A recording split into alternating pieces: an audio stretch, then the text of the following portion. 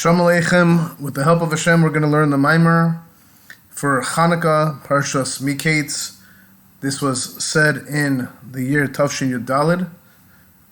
With God's help, we'll do this Maamer line by line. The line that is highlighted in the yellow is showing the line that we're reading, and we'll, God willing, translate with a basic translation with minimal commentary. I'll put the link down below for the link to Lahak.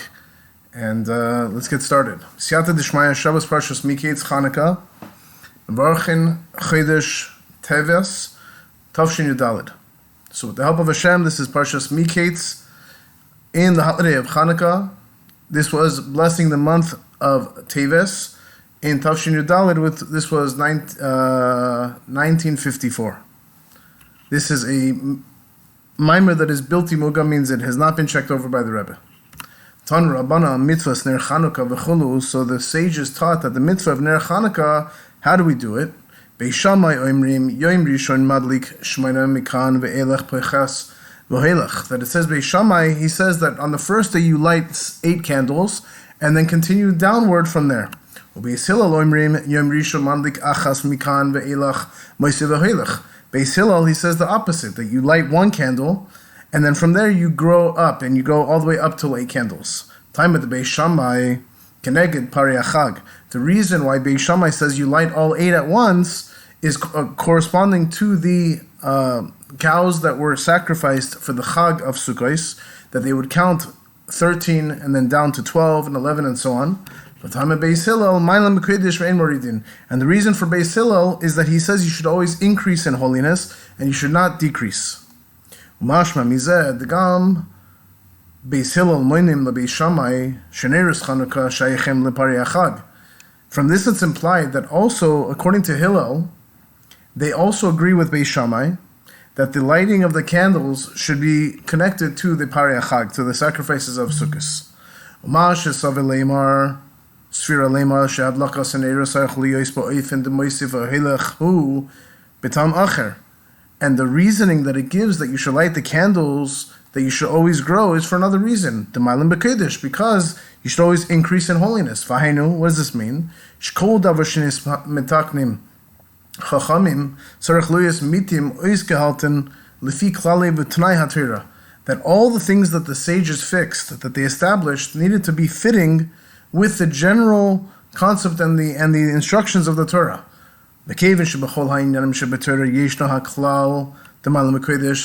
every concept that's within the Torah has a general concept of increasing in holiness, so too, the lighting of the Chanukah candles needs to be in a way that you're growing and growing. However,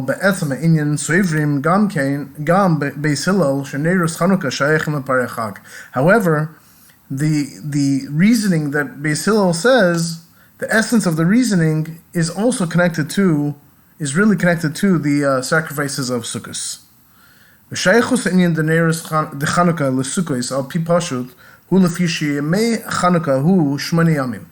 connection of Chanukah to Sukkos, according to the simple understanding, is that on the days of Chanukah are really 8 days. Just like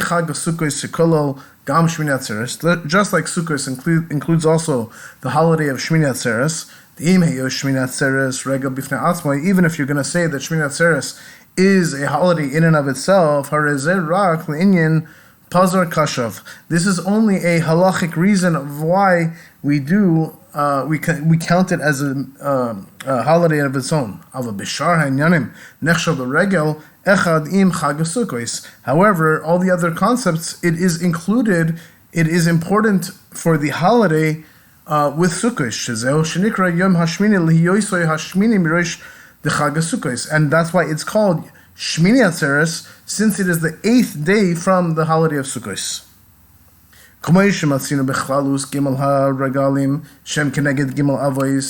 Just like we also find that the general concept of the 3 holidays of Sukkos, Pesach, and Shavuos are corresponding to the 3 forefathers. Hine Chag HaSukkos hu keneged Yaakov, u'Shmini Atzeres hu keneged Yosef. So maybe you're going to come and say it's really not included. There are 8 days is something different. That Sukkos is corresponding to the forefather Yaakov. And Shmini Atzeres is corresponding to his son Yosef. Nevertheless, you don't call the fathers except for three. You don't have more than 3 forefathers. Yosef hu bichlal Yosef, Yaakov. Yosef is included within Yaakov. The whole ikaro shel Yaakov hu Yosef, and the whole mainstay of Yaakov is his son Yosef.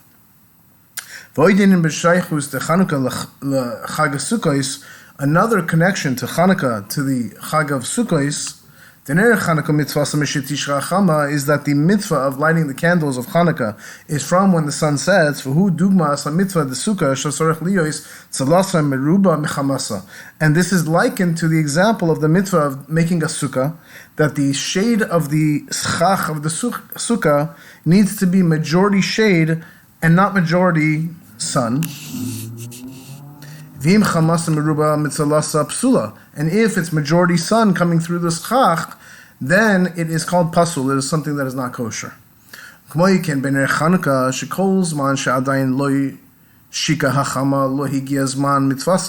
So too, by the lighting of the candles of Chanukah, that the whole time that you haven't had the sun set yet, you haven't really done the mitzvah. So if you light the Chanukah candle when it's still daytime, you haven't done the mitzvah of lighting the Chanukah candles. Rather, it has to be after sunset. That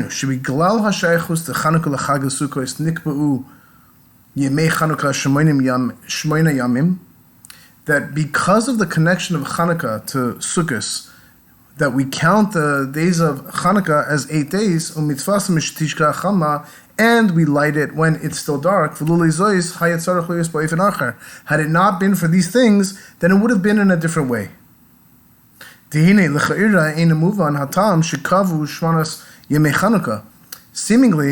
we don't understand the reason why we would establish Chanukah for 8 days.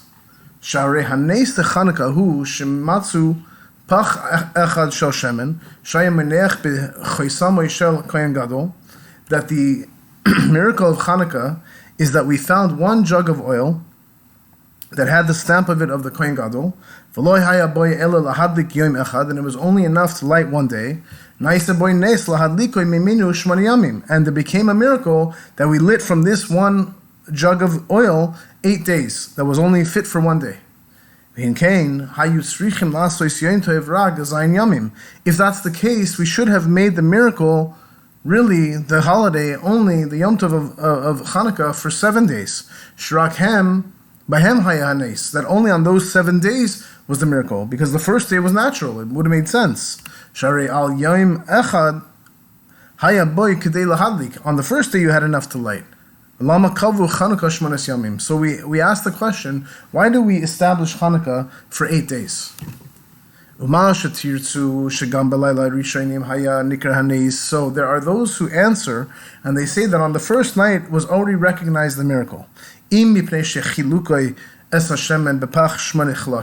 Whether they took the oil and they split it up amongst 8 portions, meaning they didn't really fill it up the way that it should have done for one day, but they split it up much less, to 1/8 of the amount. Or or when they finished using the oil, they saw that the oil, the jug was still full of oil. Or or that they came in the morning and they realized that the menorah was still full of oil. And even though burnt through the night, it was still full of oil. Nevertheless, even though you have these 3 reasons of why you would make it for 8 days, it's still not good enough.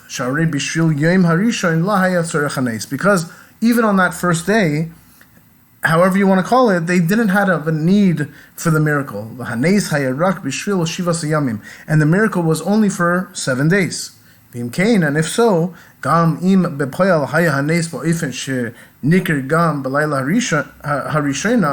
also in actuality, if the miracle was in a way that you recognize it even on the first night,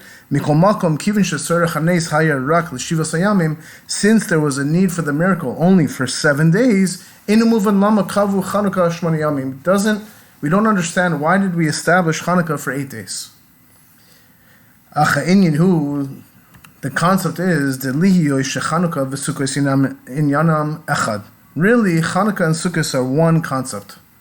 Lachen keshem shebesukkos yesh 8 yamim. Just like Sukkos you have 8 days. Kavu boy b'Chanukah 8 yamim. So too they established on Chanukah also 8 days. V'chen hu gam b'negei laha'inyan shener Chanukah mitzvas l'mishtishka achama. So too, you can also say in regards to the lighting of Chanukah, its mitzvah is only when the sun sets. The l'chera ein muvan. Seemingly it doesn't make sense. Harei nerus hamikdash hayu madlikim miba'od yoim. When we lit the candles in the menorah in the Beis Hamikdash, we would light them when it was still day out. Miplaga mincha, from plaga mincha, which is an hour and a quarter before sunset. Shehu meshech zman rav koydem hashkia, which was some time before shkia actually happened. Lama ner Chanukah mitzvas mishtishka acham dafka. So here's another question: why would we make the lighting of Chanukah the mitzvah from when the sun sets dafka? So too, it's not understood. If you're going to say that the reason why we light the candles of Chanukah is because of the lighting of the Beis Hamikdash,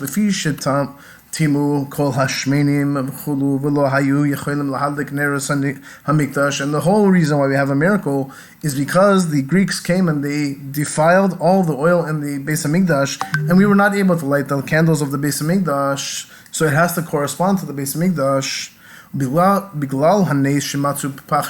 and because of the miracle that we found 1 jug of oil, and with that we lit the candles in the Beis Hamikdash. Tiknu hadlik ner Chanukah. Therefore, that's why we established to light the candles of Chanukah. The Kevin called the Tikkun Rabbanan Ke'ein De'iraisa Tiknun, that everything that was established by the sages was corresponding to the way that it was in the Torah. Ein muvan beyoser mahu hatam shener Chanukah mitzvascha mishatishka acham madavka. It even it's even more doesn't make sense. The reason of why lighting the candles of Chanukah, the mitzvah is from when it becomes dark. Shazel b'shinui mikvah neres hamikdash, because this is a change from the way that it was done in the Beis Hamikdash. Acha inyan hu, the concept is, the answer for all this is, lefish ner Chanukah v'sukkah inyanam achad. Because the light of Chanukah and the sukkah really are one concept, one idea. Since the sukkah needs to be made of more shade than sun, therefore also the lighting of the candle, the Chanukah, the mitzvah has to be done from the setting of the sun. So to summarize Seif Aleph, we say that there's 2 opinions from Beis Shammai and Beis Hillel. One counts 8 days, one counts 1 day, and then goes either down or up. But really the reason for both of them is because they correspond to Parei Chag, to the sacrifices of Sukkos. And if so, that means there's a real connection between Chanukah and Sukkos in that they're both 8 days. And if you're going to come and say even Shmini Atzeres is a holiday in of itself, really it's still the 8th day from Sukkos. So you see a connection between 8 there. So too another connection between Sukkos and Chanukah is that on Sukkot we also have to make sure that we have more shade with our schach than we have light. And just like we have to have more shade, which shows on darkness, so too the mitzvah of Chanukah has to be once it's dark, once the sun has set. But the Rebbe asks the question, if we know that we're setting all the mitzvahs according to the way that they're done in the Torah, and we lit the candles of Chanukah corresponding to the candles of the menorah and the Beis Hamikdash, which was done during the day, why are we lighting during the night? So the Rebbe says that really Sukkot and Chanukah are one concept, and just like Sukkot has to have darkness, has to have a shade from the schacht, so too Chanukah. Seif Beis. Ve'inyan bezed hine isa b'medrash al pasuk yafa kalavana bara kechama. So the concept is that there's brought a medrash.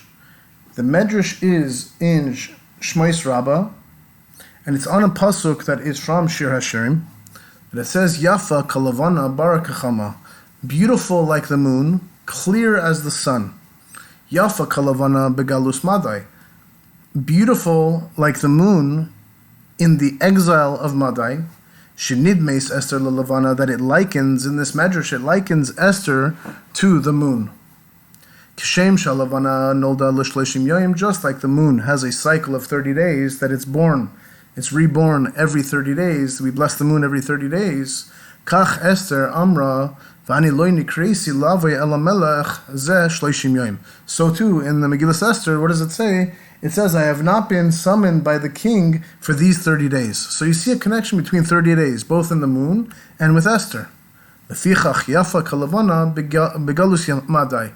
So Esther, who was in the Galus of Madai, in the Galus of the Persians, it says Yafa Kalavana, that she's beautiful like the Lavana.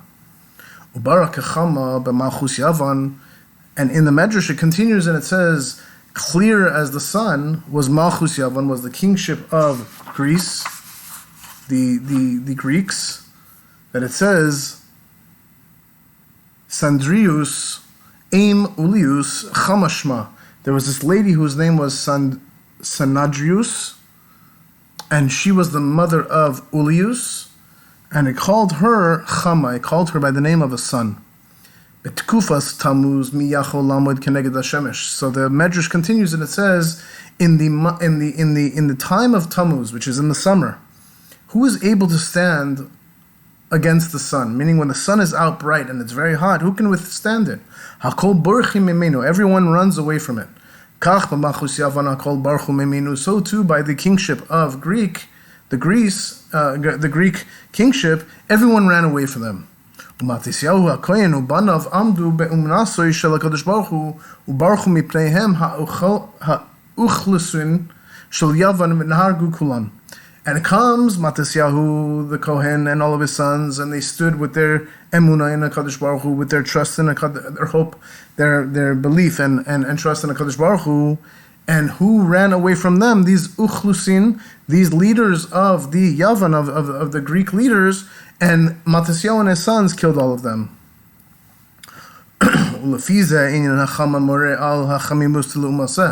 So now, the way the Rebbe is understanding this Medrash is that the concept of a chama, of the sun, refers to the chamimus, to the heat of l'umaseh, of the negative side. Aderech mashu kasuv, how do we know that it says cham hu avi kanan, that it says in Parshas Noach, when it's talking about the three sons of Noach, it says Cham, he was the father of Canaan. And we know Cham was not a good son. Mizeshu Antiochus hu b'dugmas hachama mitzad gezerosav. That's why we liken Antiochus, who was the leader of the Greeks, that we liken him to the sun because of his decrees. So this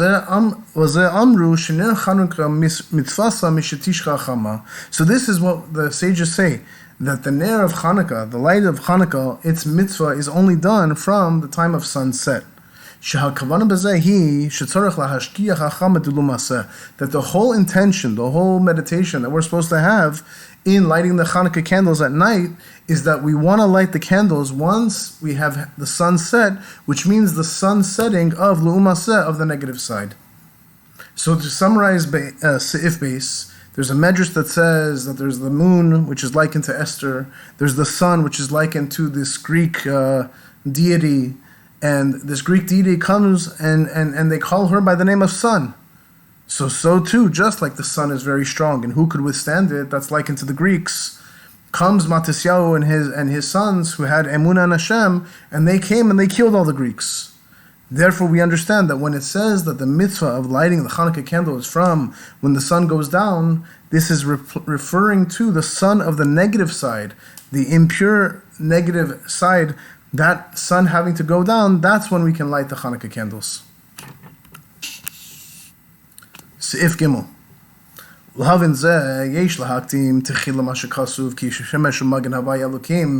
To understand this, we have to first preface what it says in Tehillim, that it says that the sun and the protection is Havaya and Elokim, is Yud-Ke Vav-Ke and the name Elokim. The Pirush Magen hu nirtak l'shemesh l'hagen shuchlu habriyos l'soivloi. That the whole explanation of a magen, of a protection, is this sheath of the sun in order to protect it, to guard it, that the creations will be able to withstand the heat of the sun. In the sun, you have two things. Etzem HaShemesh, the essence of the sun, v'galgal HaShemesh, hu hamagin unirtak shel HaShemesh. And then you have the surrounding part of the sun, which is this protection and this sheath of the sun. V'hu nikra chama. And that part of the sun, that's what we call chama. So this lady that we spoke about before, that she called herself a deity, she called herself the sun, she was referring to the more external part of the sun, the part of the sun that is protecting in order that it should not burn up the creations. Now we can understand why the nations of the world, they come and they serve the sun. This is talking about the sun in its surrounding, in the way that it goes around. That this is the galgal, the surface of it, which is a protection and a sheath. According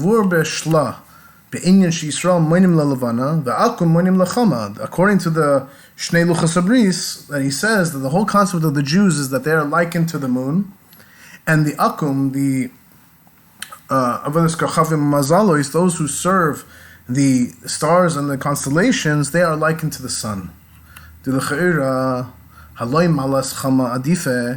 Seemingly, it doesn't put a greatness on the sun. It doesn't put like a benefit on the sun.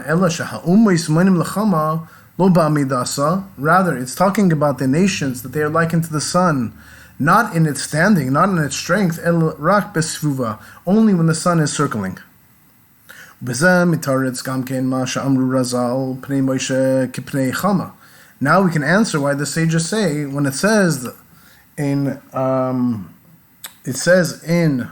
the Gemara, that it says that the face of Moshe was like the face of the sun. That seems to sound like a good thing.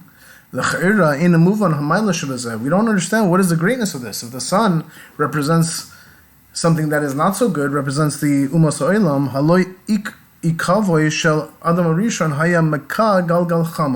so we see that it says that Adam Rishon, he came and it says that his akev, his heel, was makeh begalgal chama. It came and it covered and it hit the external part of the sun. Mikol shken panav, how much more so with a face, maha arbusa shepnei Moshe kipnei chama. What is the novelty that the face of Moshe was like the face of the sun?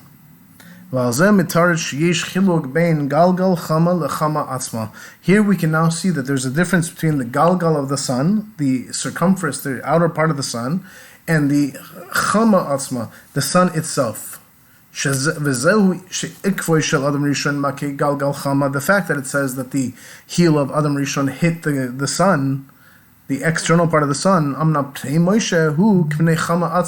the face of Moshe is like the face of the sun, is like the sun itself. This is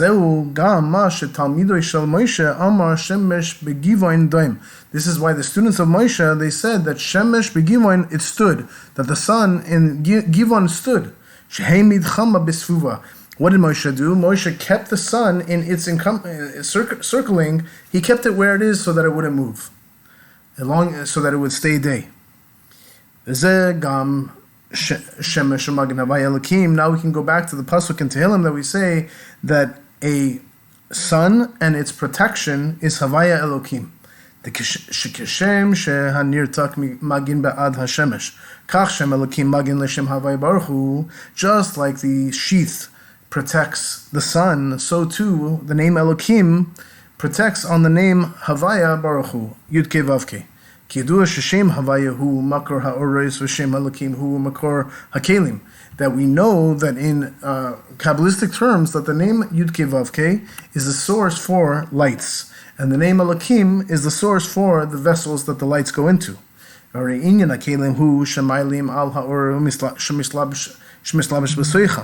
whole concept of vessels is that it covers up the light that is enclosed into the vessel. Even though the vessels, they reveal the light, right? Because they're holding the light in order that it can then show. And if you're going to say that, then the whole concept of a vessel is for gilui, for revelation. The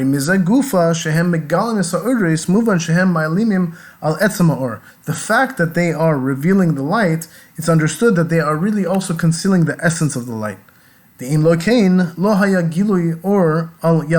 Had it not been this way, then you wouldn't have a revelation of light through them. Because the essence of light is not in a limitation of being revealed.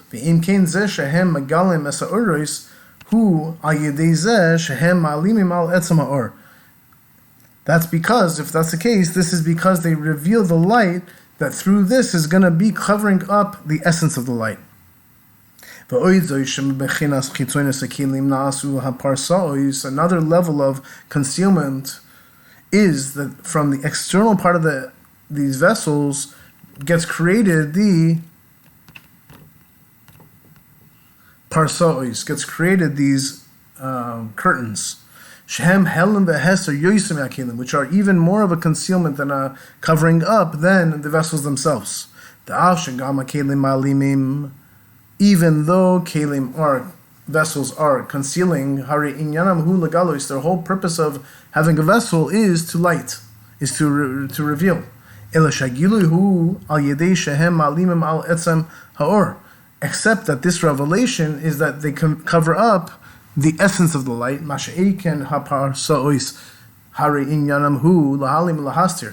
Not so with these curtains, that their whole concept is to conceal and to cover. For example, there's a curtain that is between the world of Atzilus to the worlds that are below it, Bria Yitzir Asya.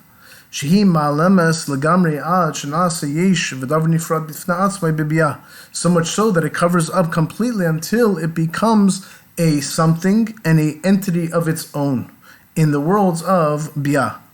Amnam kishem shakilim inyanam hu gilui ela shagilui hu ayidi halam. The fact that the vessels, their whole concept is to reveal, but that revelation has to come through first a concealment. So too you have to also apply the same concept to these curtains. That the whole purpose is for the revelation down below.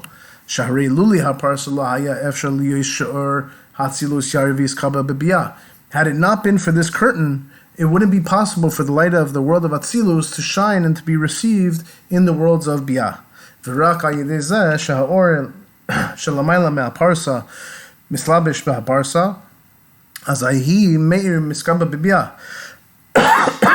through this that the light that's above the curtain gets enclosed into the curtain, and only then can it shine and be received into the worlds below it of Bia. Nevertheless, you have to say that the vessels and these curtains, they are there to conceal. That's because in their source they come from the name of Hashem Elokim, that over there Elokim represents Helam. So what we're saying so far is from this pasuk of Umagin Shemesh Umagin Havai Elokim, is that you have the concept of a sun, you have the concept of a sheath, of a covering, and the sun represents the name Yud Kei Vav Kei, and the sheath represents the name Elokim, and the concept of Elokim is that it is a concept of Helam, of concealment.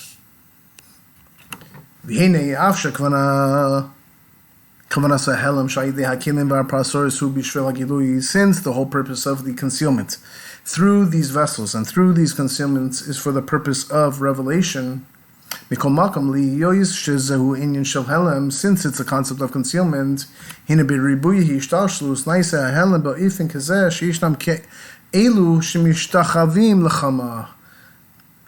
abundance of ishtashlus, meaning going from one world down to the next, to a lower world, there becomes a concealment in a completely different way, so much so that you have those who are going to be mishtachavim, they are bowing down to the chama, to the sun. Ukna, like we mentioned above, shakavana hi legalgel galgal chama hu hamagin nirtak leshemesh she'inyanu hu helem. Like, for example, the whole concept of the circumference of the sun which is this protection and this sheath to the sun, which its whole concept is to conceal. What did these people who bowed down to the sun do? They thought they gave importance to the concealment as the ikar, as the main thing. They thought the concealment was the actual the mainstay.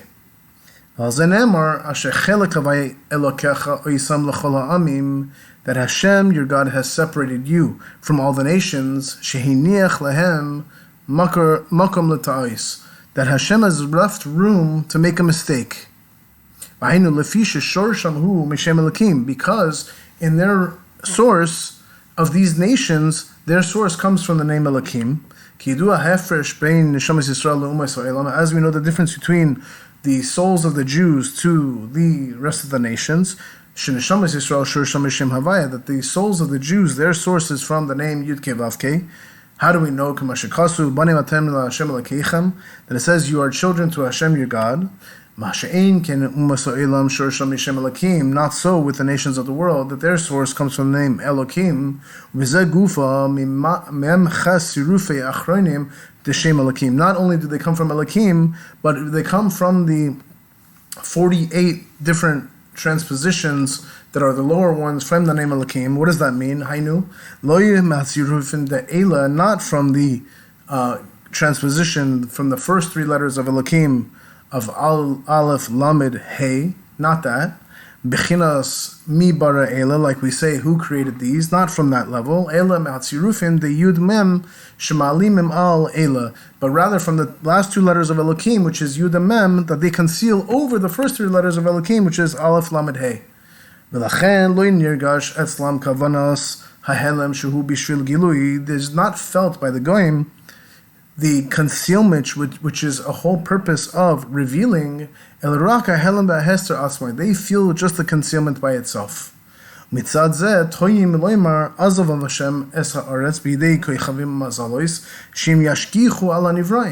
why they make a mistake, and they come and they serve the stars and the constellations, and what do they say? They say, Azov Hashem es ha'aretz. Hashem has forgotten the land, and He has left it over to the koichavim mazalois, to the stars and to the constellations, which are yashkichu, that they are controlling over the nivraim, over the creations.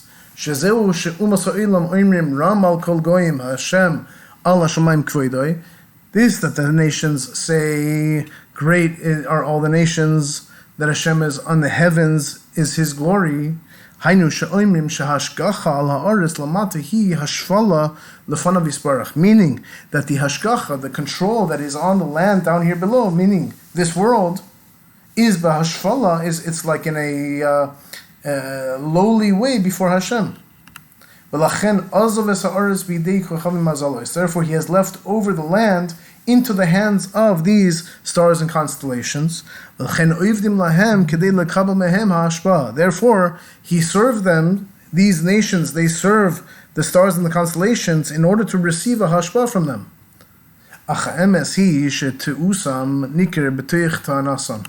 Really, in truth, their mistake was in their own reasoning, their own argument.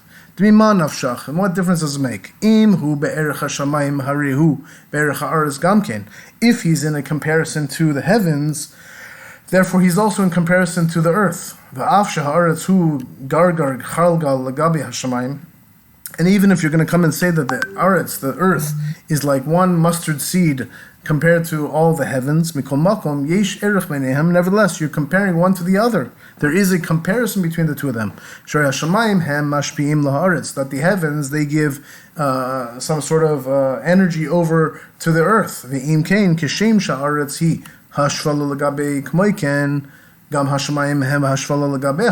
So if the earth is lowly compared to Hashem, how much more so, or so too, you could say that the heavens are also lowly compared to Hashem. If you're considering in regards to that which is incomparable, kol hagvoim shavim. All other limitations are also equally incomparable. On the other hand,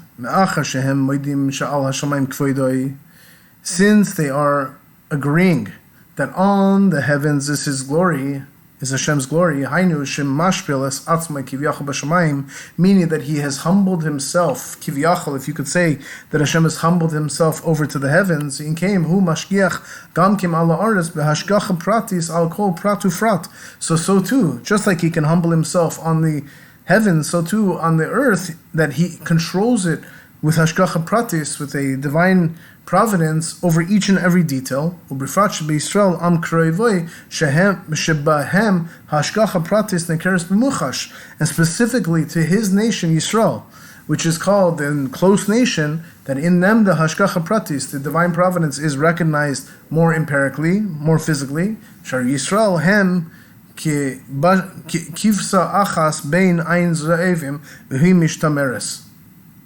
That really the Jews are like one sheep amongst 70 wolves, and He is coming and protecting them. Amnam mitzad ha'elim v'hester shayidei hanirtak toyim hem loymar she'azav Hashem es ha'aretz. However, because of this concealment, that through this sheath of the sun, they come and they make a mistake, and they come and say that Hashem has forgotten the land. Meaning Hashem has created the world, fine. But now He's come and He's forgotten the land. That's the mistake they make. So what do? They say, for Hashem is no longer in this world. So therefore they come and they serve that which they see, which is Lechama, the sun. What is the effect of serving the sun? Here comes the heat of taiva, of lust, of desire, of klipa, of the negative side. Shehu inyan cham hu avi Canaan. And now we can go back to why it said Cham is the father of Canaan, that he's the father of the nation of Canaan. That what does this whole nation come to do? That they go after lust, they go after desires and pleasures of this world. So to summarize, we're basically explaining how it's possible for the Umas ha'olam, the nations of the world, that they can come and they can serve idols, that they can come and they can serve deities and the sun. And the reason is because they give importance to the sun, the part of the sun which is protecting it so it shouldn't burn up all the creations. They come and give importance to that. And that's how they come. And the effect is that it brings them to a certain desire, worldly desire, and a lust in this world. Seif Dalet.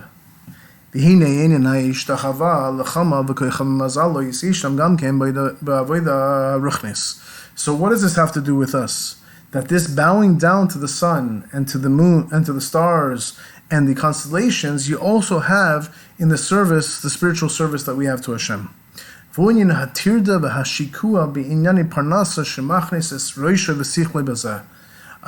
This is the worries that a person can have, and the shikua, and the being sunken in things that have to do with parnasa, a person's livelihood, that he enters in his head and his seichel, his intellect, into his parnasa.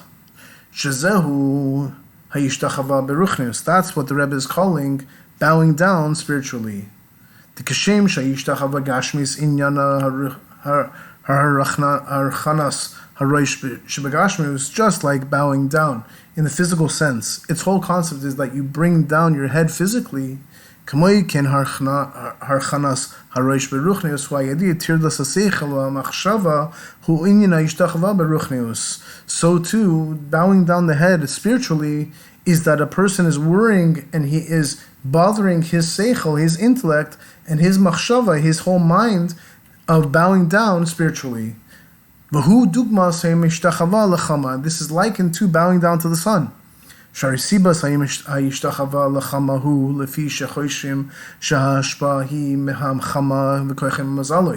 That this is the reason why bowing down to the sun is giving importance to the hashpa, to the effect that comes through the sun and the moon and the stars and the constellations. Therefore, it would be fitting that we should give importance to them and we should consider them as honorable and to serve them. Really,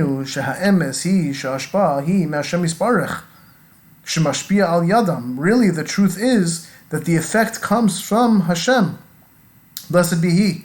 that he is mashpia through them, that he gives all of his effect through them. This is only that they are an axe in the hand of the wood chopper. Therefore, it doesn't make sense to give them any honor.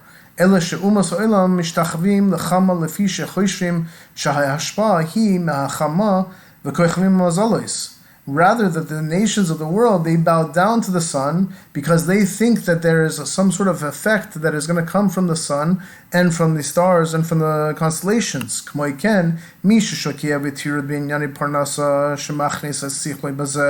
So too, just like the nations of the world, they bow down to the sun, a person who sinks his head and worries into the things of Parnasa, and he enters into his seichel, and he brings his intellect into things that have to do with his parnasa,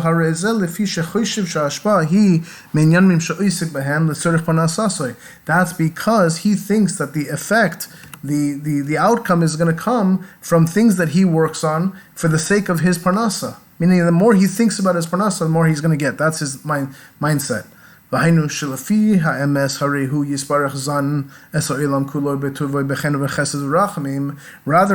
is, like we say in benching, that Hashem is Zan es ha'olam, he's the one who sustains the whole world, kuloi, all of it, betuvoi, with his goodness, bechen, with grace, bechesed, with kindness, uberachamim, and with mercy, esek, beparnasa, ena ela kli bilvad.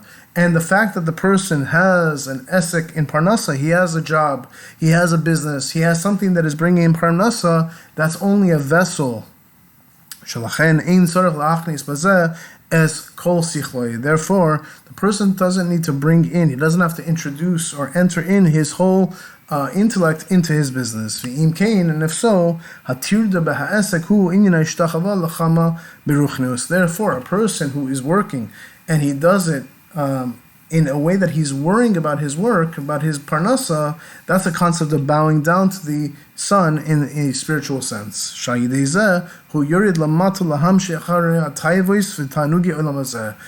why it brings a person who is constantly worried about his parnasa, that he's going to descend down below and he's going to go after taivois, into lusts and to desires and pleasures of this world. So what is a person to do? The Rebbe says, the advice for this is that a person should have a heart that is crushed and that is broken. That a person does a spiritual accounting in his soul, in his standing, in where he's at right now.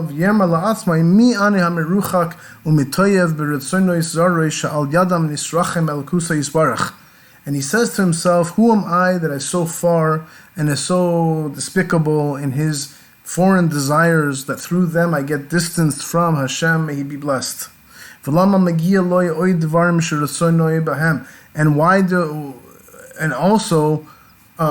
why does he have to reach to things that he desires?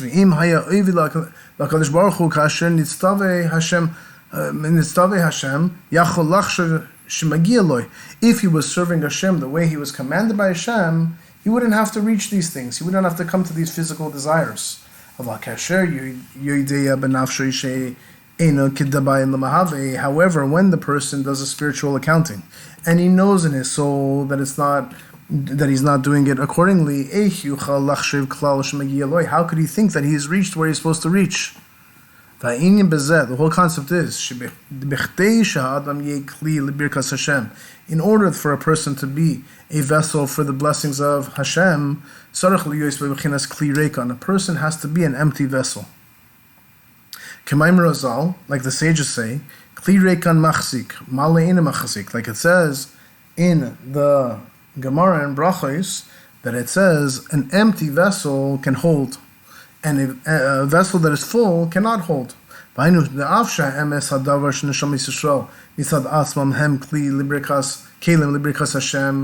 Even though in truth, the thing is that the Jews, by themselves, just by being Jews, they are a vessel that is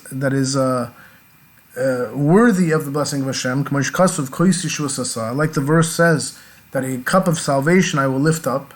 Sheknes Yisrael, Makor Neshamas Yisrael, He bebechinas kli lekaba b'chnes Yeshua shehem hachasadim ha'elyonim, that the Knesset Yisrael, the collective Jews, which is the source for the Neshamas Yisrael, for the souls of the Jews, is on a level of a vessel to be able to receive the salvation, which is the kindness, the supernal kindness of Hashem. Mikol makom sarach ha'avoda liyus ha'avoda lifol benafsho shi kli reikon. Nevertheless, a person has to do his avoda in order to affect his soul, that he's going to be an empty vessel. V'gam mi shehu nidka be'emet, be'etzem, a person who is even crushed in his essence, hinegam hu sarach lifol ba'atzma shi kli reikon. So here he's going to come and say, I'm already crushed. Why do I need to be crushed more? He also needs to be an empty vessel. V'hu in heder hataiva, meaning he has to be lacking of lust, lacking of desires. V'hainu kol ma shetzarach libriyus haguv kedei sheyuchal la'avodas Hashem. Harezeh rak ha'chil v'ashtia v'shar sarchei haguv kishla atzmam. Whatever he needs for the health of his body, in order that he'll be able to serve Hashem. This is only the eating and drinking and the other needs of his body for themselves. However,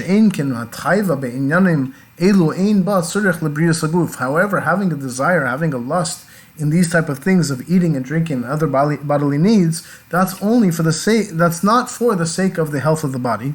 Therefore,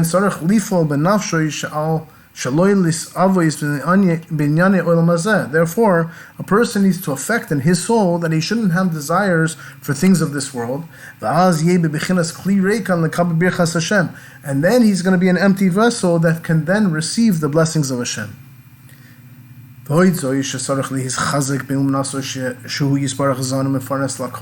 person also needs to strengthen his belief in Hashem, how he is sustaining and how he gives over everything to everyone. He is sustaining everyone. That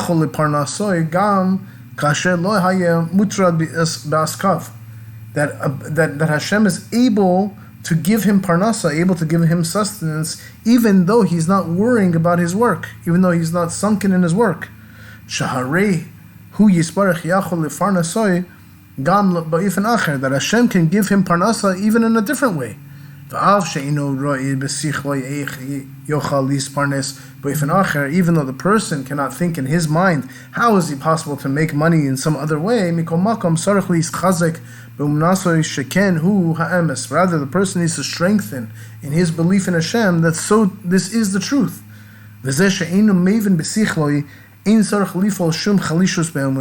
The fact that he doesn't understand it intellectually doesn't mean that he has to cause a weakness in his belief in Hashem. The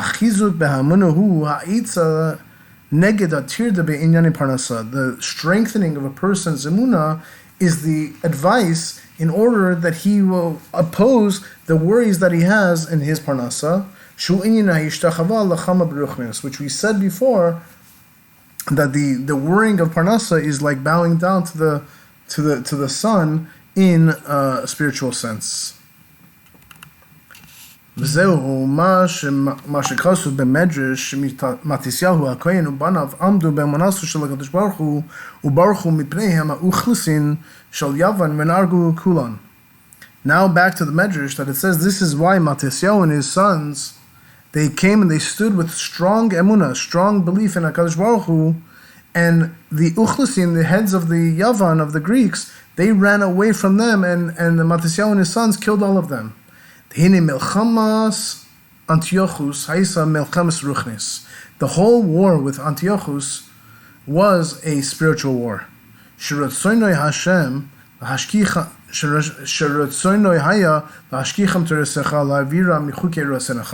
What did he want them to do? He wanted them to forget your Torah, meaning Hashem's Torah, and to remove the decrees of your will, Hashem's will. B'shibud gufam, kim b'shibud nafsham. He didn't want to imprison their bodies, but rather he wanted to imprison their souls. Der yidische guf hat im nit gerat, not der yidische neshama. That shouldn't affect the body, but that it should affect the soul. Shezeu she'amru kisvu lachem ala keren ashor shein lachem chelek be'elokei Yisrael chas v'shalom. He says right on the horn of the shore that you don't have a portion in the God of Yisrael, God forbid.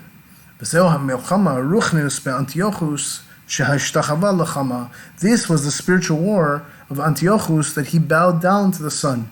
Shuinyin hagbaras chaim hativi lahamshich achar tayvos olam zeh. That's why the Yavanim, they strengthened the heat, the natural heat, in order to draw after lusts of this world. V'nitzachon hamilchama haya ayidei shematisyahu banav chazku be'umnaso shel HaKadosh Baruch Hu. The victory of the war was through Matisyahu and his sons, that they strengthened in their emunah with Hashem. Uknal sheha'itza shaloi ti hatirda be'inyan parnasa shu'inyan ha'ishtachava lachama b'ruchnius. That, like we said above, that the advice is that we should not be worried about things of parnasa, which is like bowing down to the sun spiritually. Hu ayideh hachizuk be'emunah. That the whole concept is to strengthen in a person's emunah. Seif Hay. It says in Mishlei that the lips of the chachamim, of the wise ones, of the sages, will sprout da'as, will sprout knowledge, and the heart of the foolish ones not so. The Isa b'medrash, what does it say in the medrash? It says Sifsei Chachamim Elu Yisrael. The lips of the sages is called the Jews. V'lev kesilim loichen elu haminim she'oimrim ubtumtus hu ha'olam. And the heart of the foolish ones is not so. This is referring to those minim, to those non-believers, that they say that this of tumtus is a world in and of himself, that a person can be a world. Amar HaKadosh Baruch Hu l'Rishayim ani barasi es ha'olam v'yichein. That HaKadosh Baruch Hu says to the Rishayim, to the evil ones, he says, I created the world, v'yichein, and so it was. V'atem oimrim loichen, and you come and say in this pasuk, loichen, it was not so. Hainu shehem mafridim es ha'olam v'chulu. That these ksilim, these foolish ones, they come and they separate the world. V'inyan bazeh. The ksilim hu inyan ha'chama dilumazeh. That the whole concept is the foolish ones is a concept of the son of the negative side, the chokhmah of the negative side, the wisdom of the negative side. Sharei gam belu'umas zeh yesh chokhmah. So if you're going to come and say that it's not a wisdom, the Rebbe says it's not true. That even the wisdom of the negative side has a chokhmah to it, has a wisdom to it. That's what it means that the Yavanim, the Greeks, came and they defiled all the oil. They tried to come and defile our chachma. Shkam belumasayei shemen, that on the negative side also has oil. Shu b'mechinas chachma, which is a concept of wisdom. Ele shebelumazeh nikra b'shem sichlus, but we call that on the negative side foolishness. K'de isa bazar al pasuk v'reisi yesh yisron lechachma mina sichlus. Like it says in the Zohar, I see that there's a benefit, there's an advantage of wisdom over foolishness. The sichlus hu chachma dumulazeh. The foolishness is referring to the wisdom of the negative side, non-Jewish wisdom. That's why we call the Yetzer Hara, the evil inclination, we call him by the name of a old and foolish king. Then because of this wisdom of the negative side, there becomes a concept of separation. The difference between wisdom of holiness versus wisdom of the negative side is Chachma of holiness, wisdom of holiness, it affects a bittul, it affects a self-nullification of the person. However, wisdom of the negative side, it affects a arrogance and affects a separation. When you think about chachma of holiness, wisdom, holy wisdom, explains the whole concept of how something is created yesh me'ayin, something from nothing. And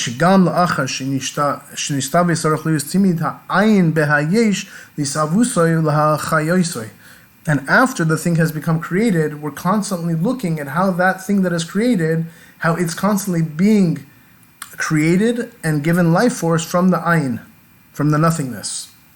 Since every creation is the godly nothing, the godly nothingness in it, of where it comes from. Therefore, when you look at something, it affects you in a way that it causes you to have subservience, to have self-nullification. Not only in the mind do you think this way and it affects you, but even in the emotions. What does it mean that it affects the emotions? Since emotions are something and they're feelings, as we know the difference between intellect and emotions, the intellect is in a form, is in a way of self-nullification.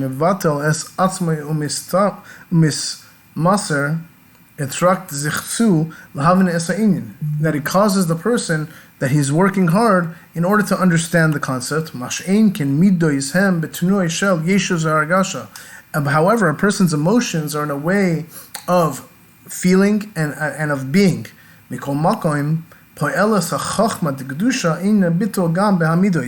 The effect that happens by holy chachma, holy wisdom, is that it causes a bittul, it causes a self-nullification, even in the midos, even in the feelings. Feelings are generally, I feel this way, I, but holy wisdom causes it to be humbled. Now,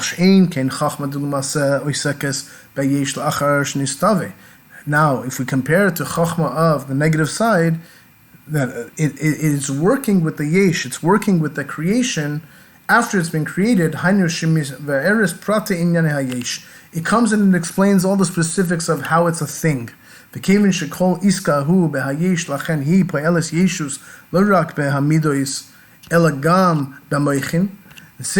all that the person's working with that thing, it's affecting a yeshus, a being of it, not only in the midos, the way the person feels, but even in the person's moichin. Aside from this, aside from the fact that feelings are there's a yeshus to it, there's a something to it, but wisdom that is from the negative side adds to this type of yeshus, to this type of being, and it causes the person to have negative emotions. That's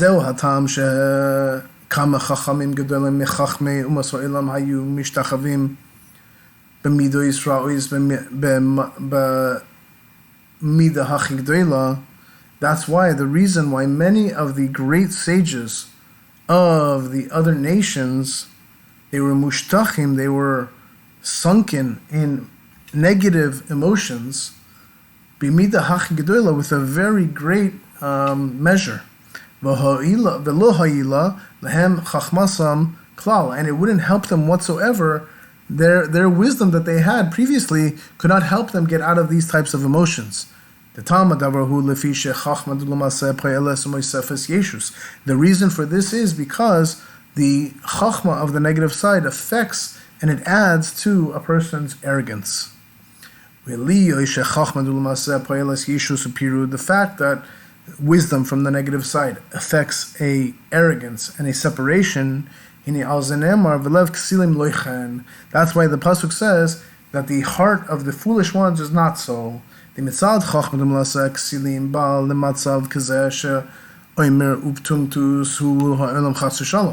because of the unholy wisdom, the foolishness, the person can come to a state where he says that this uvtumtus is a whole world, God forbid, that this person can be a world.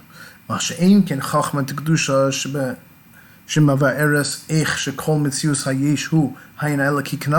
so with holy wisdom that explains that how everything that is a creation is only coming from the godly ayin, godly nothingness of which it came from, like we mentioned above. It causes that there be a self-nullification, and it causes a unity that it can be together and not be separate. This is what it says in Mishrei, that it says the lips of the Chachamim sprout da'as, sprout knowledge. Yizru pirush Rashi yachtiru. So how does Rashi explain this pasuk that it says Yizru, that they sprout, yachtiru, that they crown. Hainu lashon nezer va'atara, in a word of crowning. The keser hu makif, crowning is something that is encompassing. Ubenefesh hu koyach ha'emunah, and in the soul, that's something that is the power for belief, for emunah. Shehi bechinas keser shebenefesh, that emunah is the crown of the person's soul. Hainu shegam kasher einu mevin besichloi tzarich liyus esloi inyan ha'emunah, that when a person doesn't think properly and understand in his mind, therefore he has to have emunah for it. That which he doesn't understand, he has to have emunah. And even the fact that the lack of understanding in a person's mind doesn't affect a weakness in his emunah, that it's understood even intellectually that this concept, nevertheless, we say about Hashem, no thought can grasp Him, which is even referring to more supernal thoughts, supernal wisdom of Hashem, machshava hakduma da'ak, which is this Kabbalistic concept of the old machshava of Adam Kadmon, K'de'isa bezor machshava v'yuvla lo yisparish la'almin, that it says machshava and yuvla cannot be separated from the world. The machshava hu chachma, mind is chachma, v'kai al chachma ilah, which is referring to supernal wisdom. Behind ainu machshava hakduma da'ak, which is this Kabbalistic concept of the previous machshava of Adam Kadmon. Even that level, no thought can grasp it.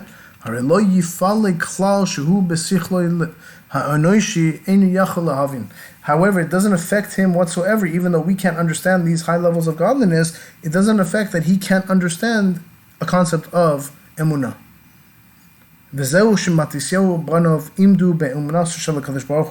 why the Matisyahu and his sons, they stood with their emunah in Hashem. Hainu chizuk ha'emunah bo yisparech. They came to strengthen the emunah in Hashem yisparech. And they came and they were able to conquer Antiochus, who was serving the sun.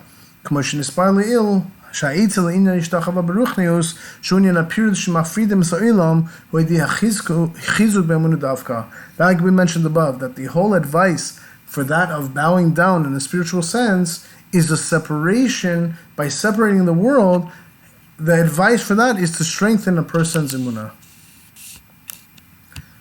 To tie it all together, Seif Vov. That's why the lighting of the candles, its mitzvah is from when the sun sets. That the whole concept of lighting the candles of Chanukah is strengthening a person's emunah. That through this, we are actually creating a setting of the sun of the negative side, inyan pirud, which is the concept of separation. So we're letting this concept of separation to be brought down. This is why the sukkah, to go back to the first paragraph, also needs to have majority of shade versus sun, which is also referring to the sun setting of the negative side. However, even though you have to have majority of shade versus sun, the schach has to be see-through. It has to be see-through, in order that you'll be able to see the stars through it. So we spoke about how it's not good to serve the stars, not good to like the way that the other nations serve the stars. What is the importance of saying that the schach has to be in a way that through it you'll be able to see the stars? That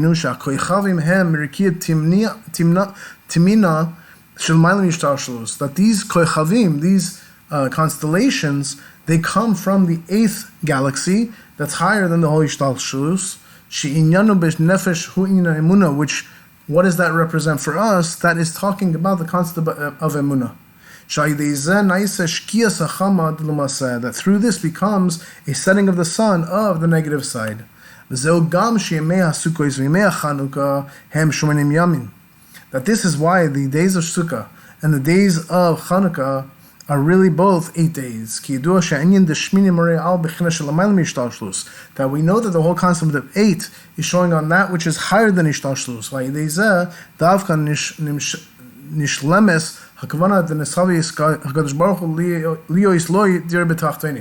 That through this specifically we'll be able to complete the whole purpose of why the world was created and why Hashem wanted to make a dwelling place down below. That this is the revelation of the essence of Hashem, which is higher than the Ishtashlus. That the way that we can represent this and that we can reveal Hashem's desire to have a dwelling place down below is specifically through the service of Hashem that we do in the times of the Galus right now. This is now we can answer why the lighting of the candles in the Beis Hamikdash was from 7 candles. V'nerus Chanukah hem shmoina nerus, and the Chanukah candles are from 8 candles. B'dugmas del ha'tשיד she'az kinor shel shmoina nimin. That in the future there's going to be a kinor, there's going to be an instrument that we're going to play that has 8 strings. V'hainu she'al yedei ha'avodah shebizman hagalus b'chizuk ha'emunah nizkeh l'bias Mashiach. Tzidkenu shehu echad hamiyuchad mishivas ro'im mishmanin sichei adam. That through our avodah in the times of Galus, that we strengthen in our emunah, will be zoicha, will be meritorious to the coming of Mashiach, our righteous one, which he is one hamiyuchad, the unique one from the 7 shepherds, and from the 7 and from the 8 who are anointed. She'az tushlam hakavana b'tiyei dira lo yisbarach. That then we'll be able to complete the whole purpose of why the world was created, that in order to make a dwelling place for Hashem down below, b'tachtonim mamish, down here in this world, mamish.